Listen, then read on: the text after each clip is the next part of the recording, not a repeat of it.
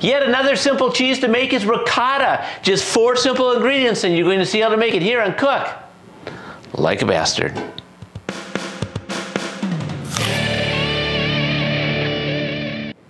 If you peruse the internet, you may find there's a lot of different ways to make ricotta. We're doing a very simple one here. We're going to be using 5 cups of milk and some vinegar. You could choose to use lemon if you want, but since we're going to use this as a filling for our ravioli, we don't really want the latent lemon flavor with it. So I'm going to pour my into here. Now this is an enameled pan, that's important. And I got just a little unit here, 8 ounces, a cup of heavy whipping cream. You don't necessarily need to use heavy whipping cream, but I think it makes it a little thicker, a little more flavorful. And then I'm going to put a little salt in here, 1 teaspoon. I'm using sea salt, you can use kosher salt if you want. Then we're going to heat this up to a boil. She's the camera operator. Look at that. This is what happens behind the scenes. Things happen and I stir.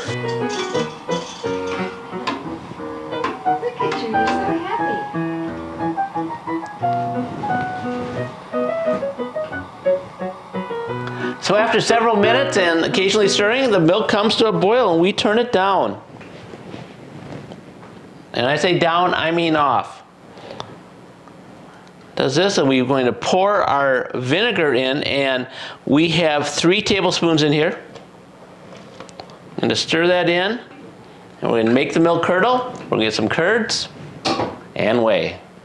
So after you take it off the heat, you're going to have your strainer set up. I have a mesh strainer with some cheesecloth in a bowl. You notice I have a little clamp right here. I think that's a good tip. That's going to help the strainer stay in. So after about a minute, I am going to pour this in. Kind of separating the curds and the whey.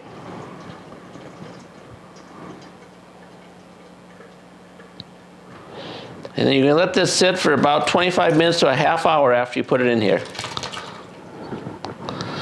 So we pour the curds in here. We're maintaining the curds. The whey is going down, and we are not going to use the whey today, but there are many ways you can use whey. Check that out. So we've let the ricotta sit for about a half hour of draining. Let's just pour this into this bowl here. Well, look at that. If that isn't easy. We made ricotta cheese. Now you can store this in your refrigerator for 4 or 5 days if you seal it up, or you can do what we're going to do. We're going to eat some of it right now here on Cook Like a Bastard.